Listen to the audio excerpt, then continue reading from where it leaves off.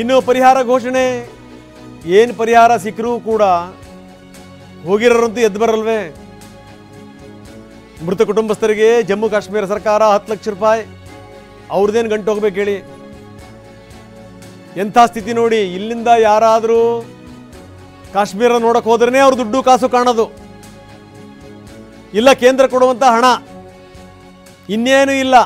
ಅಲ್ಲಿ ಯಾವುದೋ ಒಂದಷ್ಟು ಕೇಸರಿ, ಒಂದಷ್ಟು ಆ್ಯಪಲ್ಲು ಬಿಟ್ಟರೆ ಇನ್ನೇನು ಇಲ್ಲ ಅಲ್ಲಿ.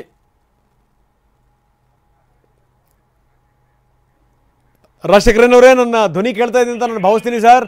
ನೀವು ಆ ದೃಶ್ಯವನ್ನು, ಕರಾಳ ದೃಶ್ಯವನ್ನು ಹತ್ತಿರದಿಂದ ನೋಡಿದಂಥವ್ರು, ಏನಾಯ್ತು ಸರ್ ಅಲ್ಲಿ? ರಾಜಶೇಖರನವರೇ, ಏನಾಯ್ತು? ಸರ್ ನಾವು 3 ದಿನ ಕಾಶ್ಮೀರ ಪ್ರವಾಸ ಮಾಡಿದ್ವಿ. ತುಂಬಾ ಚೆನ್ನಾಗಿ ಅನಿಸ್ತು ಸರ್. ಒಳ್ಳೆ ತುಂಬಾ ಬಹಳ ನಮ್ಮ ಸ್ನೇಹಿತರಿಗೆಲ್ಲ ಹೇಳಿದ್ವಿ, ನೀವು ಜೀವನದಲ್ಲಿ ನೋಡ್ಲೇಬೇಕು, ತುಂಬಾ ಸ್ವರ್ಗ ಇದ್ದಂಗಿದೆ ಅಂತ ಹೇಳಿದ್ವಿ. 4ನೇ ದಿನ ನಿನ್ನೆ ಪಹಲ್ಗಾವ್ಗೆ ಹೋಗಿದ್ವಿ ಸರ್. ನಿನ್ನೆ ಮೊನ್ನೆ ಗೋಲ್ಮಾರ್ಗ್ ಹೋಗಿದ್ವಿ. ಗೋಲ್ಮಾರ್ಗ್ ನಲ್ಲಿ ಆರ್ಮಿ ಇತ್ತು ಸರ್. ನಮ್ ಹಿಂದೆ ನಾವು 4-5 ಜನ ಟೂರಿಸ್ಟ್ ಹೋದ್ರು ಕೂಡ ನಮ್ ಹಿಂದೆನೆ ಒಂದು ಜೀಪ್ ಬಂದು ನಮ್ ಮಾತಾಡ್ಸ್ಲಾರ್ದಂಗೆ ನಮ್ನೆಲ್ಲ ವಾಚ್ ಮಾಡಿ ಮತ್ ನಾವು ವಾಪಸ್ ಹೋಗತ್ತಂತ ನಮ್ ಹಿಂದೆನೆ ಬಂದ್ ಸರ್ ಜೀಪ್. ಅದು ಇಲ್ಲಿ ಏನಾಗಿತ್ತು, ಪಹಲ್ಗಾಂವ್ ತುಂಬಾ ದೂರ ಇದೆ ಸರ್. ಈ ಕಡೆ ಇಲ್ಲಿ ಎಂದೂ ಆಗಿರ್ಲಿಲ್ಲ ಅಂತ, ಬಹಳ ಸೇಫ್ಟಿ ಪ್ಲೇಸ್ ಅನ್ಸರ್ ಇದು. ಹೌದು ಹೌದು ಹೌದು ಹೌದು, ತುಂಬಾ ಸೇಫ್ಟಿ. ಹಾಗಾಗಿ ಇಲ್ಲಿ ಮಿಲಿಟರಿ ಇರ್ಲಿಲ್ಲ ಸರ್, ಮೇಲ್ಗಡೆ ಮಿಲಿಟರಿ ಇರ್ಲಿಲ್ಲ. ನನಗೇನಾಯ್ತು ಗೊತ್ತಿಲ್ಲ, ನಾನು ಸಣ್ಣ ಪ್ಲೇಸ್ ಕೂಡ ಬಿಟ್ಟಿರ್ಲಿಲ್ಲ ಸರ್ ನಾನು ಕಾಶ್ಮೀರದಲ್ಲಿ. ಆದ್ರೆ ನಮ್ ಫ್ಯಾಮಿಲಿ 3, ನಮ್ಮ ಮನೆಯವರು, ನಮ್ಮ ಮಗಳು ಮತ್ತು ನಮ್ಮ ಮಳೆಯ ದೊಡ್ಡ ಬಸಯ್ಯ 3 ಕುದುರೆ ಮೇಲೆ ಕಳಿಸಿ ನನ್ಗೆ ಯಾಕೋ ಹೋಗ್ಬಾರ್ದು ಅನಿಸ್ಬಿಟ್ಟು ಸರ್. ನಾ ಕೆಳಗಡೆ ಇದ್ದೆ ಸರ್ ನಾನು. ಆ ಗುಡ್ಡದ ಕೆಳಗಡೆ ಇದ್ದೆ. ನನಗೆ ಯಾವ ಒಂದು ಸಣ್ಣ ಪ್ಲೇಸ್ ಬಿಟ್ಟಿರ್ಲಿಲ್ಲ. ಯಾಕೋ ನಿನ್ನೆ ನನಗೂ ಹಂಗೆ ಯಾಕೋ ಹೋಗ್ಬಾರ್ದು ಅನಿಸ್ಬಿಟ್ಟು ಸರ್, ನಾನು ಹೋಗ್ಲಿಲ್ಲ. ಕೊನೆಗೆ ಇದ್ದಕ್ಕಿದ್ದಾಗೇನೆ 2:40 ಆಗಿರ್ಬೋದು. ಜನ ಅಲ್ಲಿ ಒಂದಷ್ಟೇ ಅಂಗಡಿಯಲ್ಲೆಲ್ಲ ಗುಂಪಾಗಿ ಮಾತಾಡಕತ್ತಿದ್ರು. ನಾನು ಹೋಗಿ ಏನಾಗಿದೆ ಅಂತ ಕೇಳಿದೆ ಸರ್. ಕುಚನೆ ತುಫಾನಾಯ ಅಂತ ಅಂದ್ರು. ಹಂಗಾರೆ ನಮ್ಮ ಫ್ಯಾಮಿಲಿ ಹೋಗಿದಾರಲ್ಲ, ಏನಾಗಲ್ಲ ಅಂತಂದ್ರು. ಮತ್ತೊಬ್ಬರ ಹತ್ರ ಬಂದ್ವಿ, ಅಲ್ಲಿ 5-6 ಮಂದಿ ಕೇಳಿದೆ, ಗುಂಪಾಗಿ ಮಾತಾಡ್ತಾ ಇದ್ರು. ನನ್ಗೆ ಕರೆಕ್ಟ್ ಆಗಿ ಏನು ಗೊತ್ತಾಗ್ಲಿಲ್ಲ. ಕೊನೆಗೆ ಒಬ್ಬ ಲೇಡಿ, ಮಹಾರಾಷ್ಟ್ರ ಲೇಡಿ ಹತ್ತಗಂತ ಕೆಳಗ್ ಬಂದಾರ ಸರ್. ನೋಡಿ ಅವ್ರು ಹೇಳಿದ ಮೇಲೆ ಗೊತ್ತಾಯ್ತು ಹಿಂಗ ಫೈರಿಂಗ್ ಆಗ್ತಾ ಇದೆ ಅಂತ ಹೇಳಿ. ಒಬ್ಬ ಪೊಲೀಸ್ ಜೀಪ್ ಒಂದೇ ಇದೆ ಸರ್. ಈ ಘಟನೆ ಆಗಿ ಅರ್ಧ ಗಂಟೆ ಮೇಲೆ ಮಿಲಿಟರಿ ಬಂತು ನೋಡಿ ಸರ್. ನೋಡಿ ಎಂಥ ಸ್ಥಿತಿ. ರಾಜಶೇಖರನವರೇ, ನೀವು ಹಾಗೆ ಸಂಪರ್ಕದಲ್ಲಿ ಇರ್ತಾರೆ. ಇನ್ನಷ್ಟು ನಾನು ನಿಮ್ ಜೊತೆ ಮಾತಾಡ್ತೀನಿ. ರಾಜಶೇಖರನವರೇ, ತಾವು ಹೇಳ್ತಾ ಇದ್ರಿ ಎಲ್ಲೋ ಒಂದ್ ಕಡೆಗೆ ನಿಮ್ಮ ಮನಸ್ಸು ಬೇಡ ಅಂತ ಅನಿಸ್ತಾ ಇತ್ತು ಅಂತ. ಯಾಕೆ ಹಾಗೆ ಅನಿಸ್ತು ಸರ್? ನಾನು ಕೂಡ ಪಹಲ್ಗಾವ್ಗೆ ಹೋಗಿದ್ದೀನಿ, ನಾನು ಕೂಡ ಅಲ್ಲಿದ್ದೆ, 3 ದಿವಸ ಅಲ್ಲಿದ್ದೆ ನಾನು. ಬಹಳ ಬ್ಯೂಟಿಫುಲ್ ಪ್ಲೇಸ್ ಅದು. ಅಲ್ಲಿ ಬಹಳಷ್ಟು ಜನ ಸಿಕ್ಕರು ಒಳ್ಳೊಳ್ಳೆ ಹೋಟೆಲ್ಗಳನ್ನು ಇಟ್ಕೊಂಡಿದ್ದಾರೆ, ಭಾಳ ಒಳ್ಳೆ ಆಹಾರ ಸಿಗುತ್ತೆ ಅಲ್ಲಿ. ನೋಡೋಕೆ 2 ಕಣ್ಣು ಸಾಲದು ಅಂಥ ಸುಂದರ ದೃಶ್ಯಗಳಲ್ಲಿರ್ತವೆ. ಆದರೆ ನೋಡಿ ಎಂಥ ಸ್ಥಿತಿ ಬಂದ್ಬಿಡ್ತಲ್ಲ ಸರ್. ಎಲ್ಲೂ ಕೂಡ ಸಾಮಾನ್ಯವಾಗಿ ಪಹಲ್ಗಾವ್ನಲ್ಲಿ ಆ ರೀತಿ ದಾಳಿಗಳಾಗಲ್ಲ. ನಾನು ಕೇಳೋದು, ನಿಮಗೆ ಯಾಕೆ ಹೋಗಬಾರ್ದು ಅಂತ ಅನಿಸ್ತು ರಾಜಶೇಖರನವರೇ? ಸರ್ ನನಗೆ ಏನು ಫಿಟ್ ಐತೆ ಸರ್, ನಾನು ಫಿಸಿಕಲಿ ಫಿಟ್ ಇದೆ. ಆದ್ರೂ ನನಗೆ ಯಾಕೆ ಹೋಗಬಾರ್ದು ಅನ್ಸ್ಬಿಡ್ತು ಸರ್. ಕೆಳಗಡೆ ಇದ್ಬಿಟ್ಟೆ ನಾನು. ಇವರು ಅಲ್ಲಿ ವಾಪಸ್ ಬರ್ತಾವ, ಮಕ್ಕಳು ಒಂದ್ ಕಡೆ, ಹೆಣ್ಮಕ್ಳು ಒಂದ್ ಕಡೆ, ಗಂಡು ಮಕ್ಳು ಒಂದ್ ಕಡೆ. ಅದು ಒಂದು ಜಾಗದಲ್ಲಿ ಎಲ್ಲ ಸರ್, ಗುಡ್ಡ ಕುರ್ಲಿದೆ, ಎಲ್ಲಿ ಬೇಕಲ್ಲಿ ಓಡೋಡಿ ಬರ್ತಾ ಇದಾರೆ ಸರ್ ಜನ. ನಮ್ ಫ್ಯಾಮಿಲಿ ಏನಾಗಿದೆ ಅಂತ ಹೇಳಿ ನಾನು ಗಾಬರಿ ಆಗಿ ನಾನು ಹುಡುಕ್ತಾ ಇದ್ದೇನೆ ಸರ್. ಅವ್ರು ಏನ್ ಮಾಡಿ ಒಂದು ಅರ್ಧ ಗಂಟೆ ಆದ್ಮೇಲೆ ಬಂದ್ರಿ ಸರ್ ನಮ್ಮ ಮನೆಯವರು. ನಮ್ಮ ಮಗಳು ಫಸ್ಟ್ ನಮ್ಮ ಮಗಳು ಸಿಕ್ಲು, ಆಮೇಲೆ ನಮ್ಮ ಮಳೆಯ ಸಿಕ್ಕ, ಆಮೇಲೆ ನಮ್ಮ ಮನೆಯವ್ರು ಸಿಕ್ಕ್ರು ಸರ್. ಅದು ನಮ್ಮ ಮನೆಯವ್ರು ಹೇಳಿದ್ರಲ್ಲ, ನನಗೆ ಅನ್ಸುತ್ತೆ ಜಲಿಯನ್ ವಾಲಾಬಾಗ್ ಏನಿದೆಯಲ್ಲ ಅದು ನೆನಪಾಗುತ್ತೆ ಸರ್ ನನಗೆ.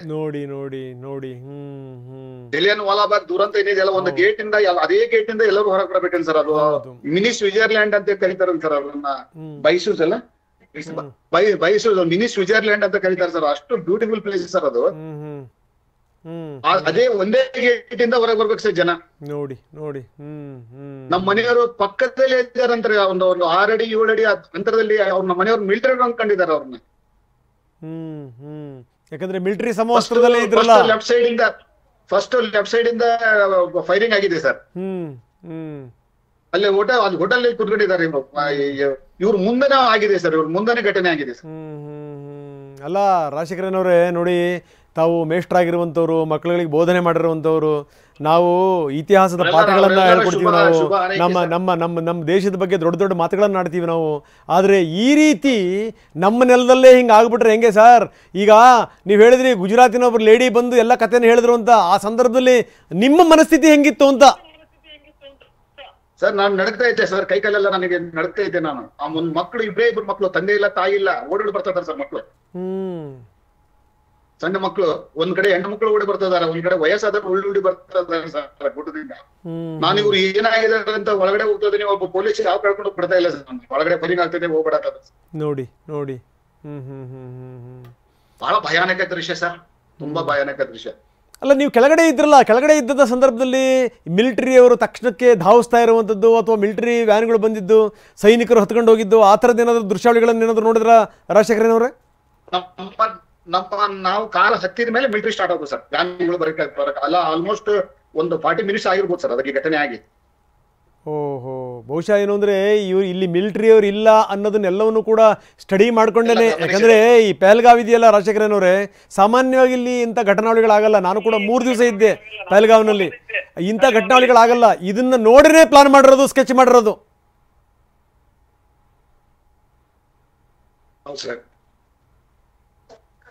ಓಕೆ, ಇದು ಸೌತ್ ಕಾಶ್ಮೀರ್ ಸರ್ ಇದು. ಬಟ್ ಇಲ್ಲಿ ಇಲ್ಲಿ ಇಲ್ಲಿ ಡ್ರೈವರ್ಗಳಾಗ್ಲಿ ಲೇಬರ್ಗಳಾಗ್ಲಿ ಪಾಪ ತುಂಬಾ ಒಳ್ಳೆಯವ್ರು ಸರ್. ಇಲ್ಲಿ ಅವರು ದುಡ್ಕೊಂಡು ತಿಂತಕ್ಕಂತ ಜನ, ಟೂರಿಸ್ಟ್ ಬರ್ಲಿಲ್ಲ ಅಂದ್ರೆ ಅವ್ರ ಉಪವಾಸನೆ ಸರ್. ಹೌದು, ಅದರಿಂದನೇ ಅನ್ನ ಅಲ್ವಾ ಅವ್ರಿಗೆ, ಅದರಿಂದನೇ ದುಡ್ಡು, ಅದರಿಂದನೇ ಅನ್ನ. ಹೌದು ಸರ್. ಆಮೇಲೆ ಕುದುರೆಗಳು ಸರ್, ಸಿನಿಮಾದಲ್ಲಿ ಬಂದಂಗ ಖಾಲಿ ಓಡೋಡಿ ಬಂದು ಸರ್ ಕುದುರೆಗಳು, ಜನರೆಲ್ಲ ಹಚ್ಕೊಂಡು ಹೋಗಿರೋ ಕುದುರೆಗಳು ನೋಡಿ ನೋಡಿ ಭಯ ಬಿತ್ತು ವಾಪಸ್ ಬರ್ತಾ ಇರೋ ಸೀನ್ ನೋಡ್ಬೇಕಾಯ್ತು ಸರ್ ನೋಡಿ. ಆಮೇಲೆ ತಕ್ಷಣಕ್ಕೆ ಅಲ್ಲಿಂದ ಹೊರಟ್ಬಿಟ್ರೆ ನೀವು, ನಿಮ್ಮ ಮನೆಯವರು ಬಂದ ತಕ್ಷಣನೇ ಅಲ್ಲಿಂದ ಹೊರಟ್ಬಿಟ್ರ ಅಥವಾ ಅಲ್ಲಿಂದ ಏನಾದ್ರು ನಿಮ್ಮನ್ನ ಖಾಲಿ ಮಾಡಿಸಿದ್ರ, ದಯವಿಟ್ಟು ಇಲ್ಲಿಂದ ಸೇಫ್ ಜಾಗಕ್ಕೆ ಹೋಗಿ ಅಂತ ಏನಾದ್ರು ನಿಮ್ಮನ್ನ ಶಿಫ್ಟ್ ಮಾಡಿಬಿಟ್ರ, ಏನಾಯ್ತು? ಪೊಲೀಸರು ಸೈರನ್ ಮಾಡಿ ಹೋಗ್ರಿ ಅಂತ ಇದ್ದಾರೆ ಸರ್, ಎಲ್ಲರಿಗೆ ಇಮಿಡಿಯೇಟ್ ಖಾಲಿ ಮಾಡ್ರಿ ಅಂತ ಹೇಳ್ತಾ ಇದ್ರು ಸರ್. ಓಕೆ, ತಾವು ಹೇಳಿದ್ರಿ ಹೆಂಗ್ ಗೊತ್ತಾ, ನನ್ನ 6th ಸೆನ್ಸ್ ಹೇಳ್ತಾ ಇತ್ತು ಯಾವುದೇ ಕಾರಣಕ್ಕೂ ಹೋಗಬಾರ್ದು ಅಂತ.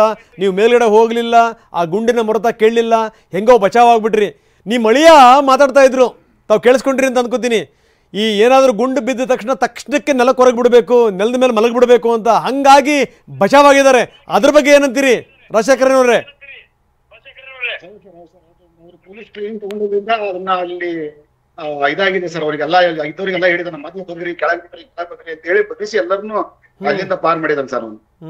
ನಮ್ಮ ಮನೆಯವರು ಹಿಂದಿದ್ದಾರೆ ಸರ್, ನಮ್ಮ ಮಗಳು ಮುಂದೆ ಕಳಿಸಿ ಅವ್ನು ವಾಪಸ್ ಹೋಗಿ ನಮ್ಮ ಮನೆಯವ್ರನ್ನ ಕರ್ಕೊಂಡ್ ಬಂದಿದ್ದಾನೆ ಸರ್. ಒಬ್ರು ಸಿಕ್ಕಿಂನರ್ ಅಂತ ಸರ್, ಒಬ್ರು ಯಾರೋ ಸಿಕ್ಕಿಂ ಎಕ್ಸ್ ಸರ್ವಿಸ್ ಮನ್ ಅಂತ ಸರ್ ಅವರು. ನೋಡಿ, ಅವರು ನಮ್ಮ ಮನೆಯವ್ರ ಮೊಣಕಾಲ್ ತನಕ ಸಿಕ್ಕಿಟ್ಟಿದೆ ಸರ್. ಅವರು ಕೈ ಎತ್ತಿ ಹಿಡಿದು ಎಬಿಸಿ ನಿಲ್ಲಿಸಿದ್ದಾರೆ ಸರ್ ನಮ್ಮ ಮನೆಯವ್ರನ್ನ.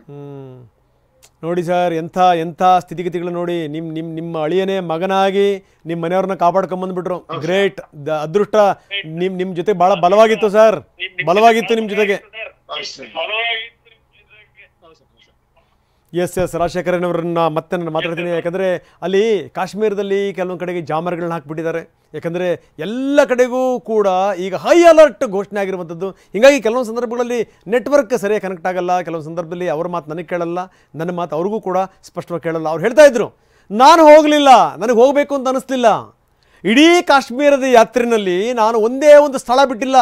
ಐ ಆಮ್ ಫಿಸಿಕಲಿ ಫಿಟ್, ಎಲ್ಲ ಸ್ಥಳಗಳನ್ನು ಕಣ್ಣು ತುಂಬ್ಕೋಬೇಕು ಅನ್ನೋದು. ಯಾಕಂದರೆ ಹೇಳಿ ಕೇಳಿ ಮೇಷ್ಟ್ರು, ಪ್ರಿನ್ಸಿಪಲ್ಲು ಒಂದು ಕಡೆ ಹೋದಂಥ ಸಂದರ್ಭದಲ್ಲಿ ಎಲ್ಲವನ್ನೂ ಕೂಡ ಎಷ್ಟು ಸಾಧ್ಯನೋ ಅಷ್ಟು ಸ್ಥಳಗಳನ್ನು ನೋಡಬೇಕು ಅಂತ, ಅದರ ಇತಿಹಾಸವನ್ನು ತಿಳ್ಕೋಬೇಕು ಅನ್ನುವಂಥ ಮನಸ್ಸಿರುತ್ತೆ.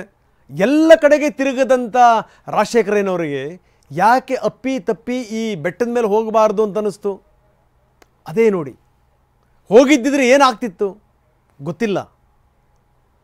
ಒಂದು ಕ್ಷಣದಲ್ಲಿ ಏನಾಗಬಾರ್ದಾಗಿತ್ತು ಎಲ್ಲ ಆಯಿತು. ಕೆಳಗಡೆ ನಿಂತಂಥ ರಾಜಶೇಖರನವರು ನೋಡ್ತಾ ಇದ್ರು, ಏನಾಗ್ತಾ ಇದೆ, ಏನು ಕಥೆ ಇದು ಅಂತ. ಸಿನಿಮಾದಲ್ಲಿ ಕುದುರೆಗಳು ಬರ್ತಾವೆ ನೋಡಿ, ಓಡಿಸ್ಕೊಂಡು ಹೋಗ್ತಾರಲ್ಲ, ಆ ರೀತಿ ಕುದುರೆಗಳು ಬಂದು, ಆ ರೀತಿ ಕುದುರೆಗಳು ಓಡ್ಕೊಂಡು ಬರೋದು ನೋಡಿ ಇವರು ಒಂಥರ ಬೆಚ್ಚಿ ಬಿದ್ದುಬಿಟ್ರಿ ಏನಾಯಿತು ಅಂತ. ಆ ಸಂದರ್ಭದಲ್ಲಿ ಕೇಳಿದ್ರು ಏನಾಯಿತು ಅಂತ. ನೇ ಕುಚ್ ನಹೀ ತೂಫಾನ್ ಆಗಯಾ ಹೈ. ತೂಫಾನ್ ನೋಡಿ, ಎಂಥ ಇದು ಬಂದಿದ್ದು, ಎಂಥ ಬಿರುಗಾಳಿ ಅದು, ಎಂಥ ಚಂಡಮಾರುತ ಅದು ಬಂದಿದ್ದು. ಅದು ಭಯೋತ್ಪಾದನೆಯ ಚಂಡಮಾರುತ. ಇದ್ಯಾವುದೂ ಕೂಡ ಗೊತ್ತಿರಲಿಲ್ಲ. ಯಾರೋ ಒಬ್ಬರು ಗುಜರಾತಿ ಮಹಿಳೆ ಓಡ್ತಾ ಬಂದು ಹೇಳಿದ್ರು, ಇಲ್ಲ ಈ ರೀತಿ ಎಡವಟ್ಟಾಗ್ಬಿಟ್ಟಿದೆ ಅಂತ. ಜಂಘ ಬಲ ಉಡುಗೋಗ್ಬಿಡ್ತು ಇವ್ರದ್ದು, ಮೇಷ್ಟ್ರದ್ದು. ಏನಾಯಿತು ಕತೆ ಅಂತ. ಕೊನೆಗೆ ಅಳಿಯ, ಮಗಳು, ಅವರ ಹೆಂಡತಿ ಬಂದ ಮೇಲೇ ಅವರಿಗೆ ಒಂಥರ ಜೀವ ಬಂದಂಗಾಯಿತು.